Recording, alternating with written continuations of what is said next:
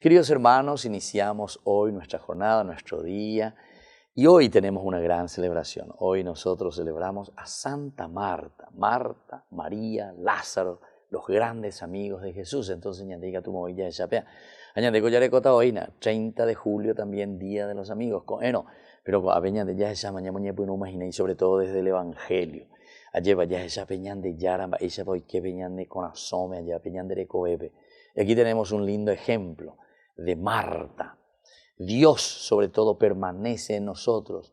Estamos leyendo de la primera carta de San Juan, 4, 7 al 16.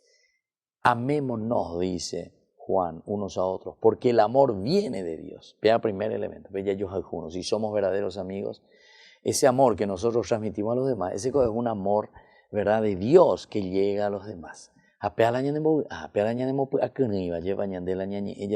aprender a pisar de la juja preocupante de ende algo, ¿verdad?, como aliento, como algo positivo. Todo el que ama es hijo de Dios y conoce. Todo el que ama. Y si odia, quiere decir que no soy hijo de Dios.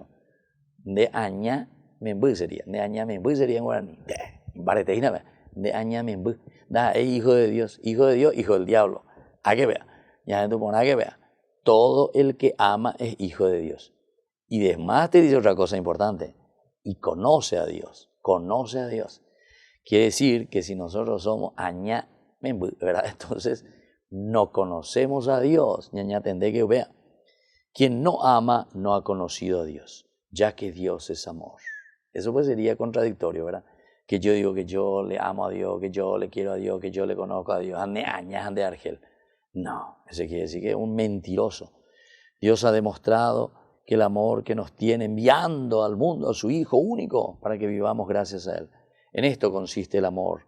No en que nosotros hayamos amado a Dios, sino en que Él nos amó y envió a su Hijo para que ofreciéndose en sacrificio por nuestros pecados, todos ellos queden perdonados.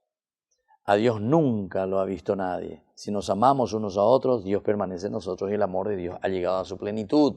Ahí está. Nadie le vio a Dios. Y solamente a través del amor que yo te puedo dar o que vos me podés dar. Ahí se manifiesta el amor de Dios.